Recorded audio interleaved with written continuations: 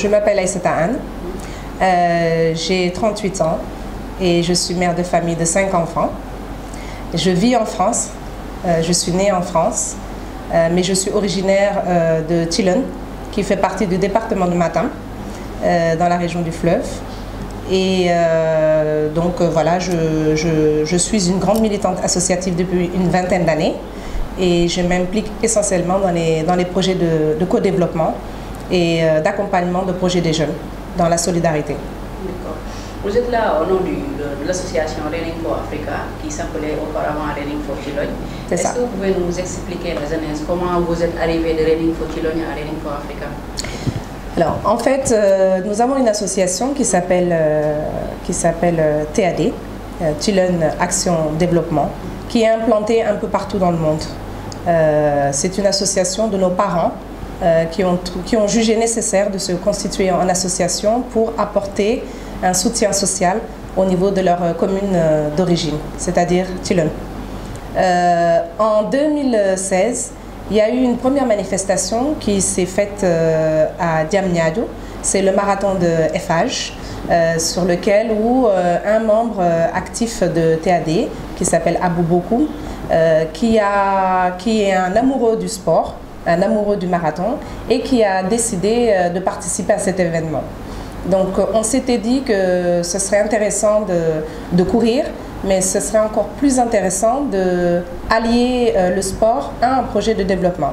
Donc nous sommes retournés vers la jeunesse de Tilène en leur demandant de venir participer à cette manifestation, mais de nous apporter aussi une idée de prendre l'initiative de courir pour une cause. Et c'est vrai que c'est un projet qu'ils ont toujours voulu mettre en place sur la commune de Tilène, puisque TAD, nous avons eu la chance d'avoir une association dynamique qui a construit des écoles, de la case des tout-petits jusqu'au lycée. Mais il y a un élément qui manquait, c'était une mise en place d'une bibliothèque publique. Donc on s'était dit qu'on va courir pour une bibliothèque. On peut dire ça en pulaar, Dogen, pour la bibliothèque, Dogen Tilène. Donc à la suite de cette manifestation, nous sommes allés voir la société FH et nous leur avons demandé de bien vouloir nous accompagner dans cette idée de projet, de la mise en place de ce projet, et en contrepartie de participer à toute l'organisation, à toute la mise en place de cette première manifestation qui était une manifestation internationale. Donc on nous a accordé un stand où nous avons pu parler un peu des activités et du mouvement de Tilène, de Running for Tilène, mais également de l'association TAD, et de participer à l'organisation, c'est-à-dire la mise en place des sacs à dos, la transmission des dossards auprès des coureurs. Il y avait quand même plus de 15 000 à 20 000 coureurs, et en même temps de créer des petites équipes qui courent au nom de Tilène. Alors, voilà.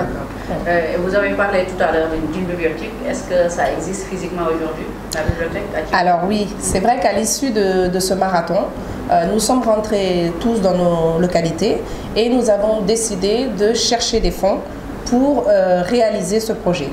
Donc nous avons la société d'EFH qui nous a fait un don et qui nous a accompagnés pour la mise en place et le démarrage de ce projet. Mais nous avons aussi d'autres partenaires en France qui ont bien voulu nous accompagner sur l'aspect financier et le montage du projet pour acheminer des livres et de mettre en place une bibliothèque provisoire le temps qu'on puisse récolter des fonds pour la construction de la bibliothèque. Actuellement, nous avons une bibliothécaire qui a pu bénéficier gratuitement d'une formation auprès de la direction du livre de Dakar, et également un accompagnement de l'association BSF, qui est Bibliothèque sans frontières, qui est basée en France, qui va venir faire la seconde phase de formation pour le bon fonctionnement de la bibliothèque. D'accord. Voilà. Et par rapport aux livres qui existent au niveau de la bibliothèque, c'est des livres choisis dans le volet, c'est des œuvres au programme ou c'est une lecture de manière générale? Ouais. Alors en mars dernier, nous avons effectivement fait le déplacement avec la Bibliothèque sans frontières et moi-même et avec nos jeunes de Tilène pour mettre en place la phase diagnostique. Il fallait d'abord comprendre le contexte, récolter toutes les informations qui concernent les besoins pour adapter au mieux sur la récolte, les collectes et la récolte des différents ouvrages et livres. Et effectivement, nous nous sommes appuyés sur ce qui se fait en programme scolaire dans un premier temps, mais il n'y a pas aussi l'aspect scolaire. Nous avons aussi fait en sorte que la bibliothèque soit accessible à tous, du plus petit comme au plus âgé, et aussi valoriser un peu les livres, on va dire les livres Pulaar par exemple, ou bien arabes. Voilà, c'est des choses qui vont au-delà aussi du cursus scolaire. D'accord. Il y a un constat général qui est là. On a constaté que depuis un certain temps, les jeunes ne lisent plus. Oui. Est-ce que par rapport à cette bibliothèque, vous avez réussi à avoir un engouement par rapport à la jeunesse quillonoise, si c'est comme ça qu'on dit? C'est ça. Au niveau de la bibliothèque, est-ce qu'elle est fréquentée, la bibliothèque? Alors là, on est sur la phase de la deuxième phase de formation pour le bibliothécaire, justement, pour sensibiliser les jeunes à adhérer, à les faire adhérer à la bibliothèque. Il ne suffit pas simplement de... On va au-delà du prêt du livre.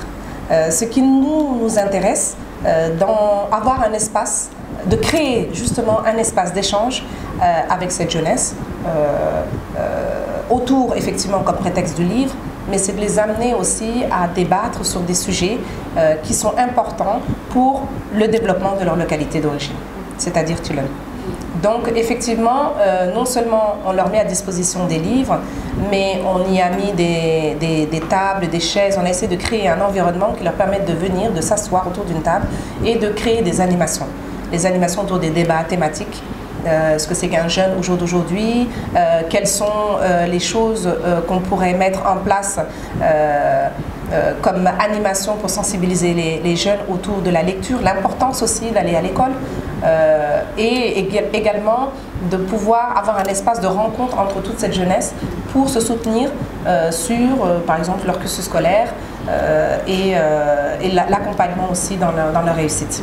Au-delà de cette bibliothèque, de cet aspect pédagogique, l'association doit avoir d'autres objectifs au niveau de la localité, bien sûr, de développement. C'est quoi? L'objectif en fait de cette association, c'est amener aux jeunes à la réflexion de la société et de leur faire comprendre que s'engager, il ne suffit pas simplement d'attendre de recevoir. Permettre aussi de travailler sur ce que c'est qu'un projet. Quand on veut mettre un projet en place, il y a pas mal de phases à respecter si on veut vraiment la réalisation d'un projet. Mais c'est surtout l'importance de la pérennisation du projet. Et c'est ce qu'on a beaucoup de mal. Les idées sont là, mais au niveau du suivi et de l'évaluation, nous avons toujours ces difficultés-là. Donc je pense que si on arrive à créer justement un espace d'échange et à responsabiliser les jeunes sur l'importance d'aller au bout de la mise en place d'un projet, déjà, on aura vraiment avancé sur beaucoup d'autres choses. Et c'est de faire impliquer surtout la jeunesse au niveau de leur village. Il y a tellement de potentiel, il y a tellement de richesses dans cette ville qu'elle mérite justement d'être accompagnée et de faire vivre justement toutes les idées de ces jeunes qui ont envie de participer à l'évolution de leur commune. Au-delà de Tulun, Running for Africa, une ouverture au niveau international. C'est ça. Pourquoi? Alors, effectivement, au départ, nous étions un mouvement qui s'appelait et qui s'appelle toujours Running for Tulun. Running for Tulun, nous avons des personnes engagées, mais qui sont au niveau de Tulun. Donc, nous avons notre président Mamadou Kane qui dirige un comité de pilotage et qui fait le suivi un peu des actions menées sur la commune. Maintenant, nous qui sommes à l'extérieur du pays, effectivement, on a envie aussi de s'investir sur Tulun, mais pas que sur Tulun. Parce que, par exemple, l'association qui est basée en France, dont je suis la présidente, il n'y a pas que des Tulanois. Il y a aussi des Algériens, il y a aussi des Marocains, il y a aussi des Maliens. Donc on est un peu international au niveau du continent africain.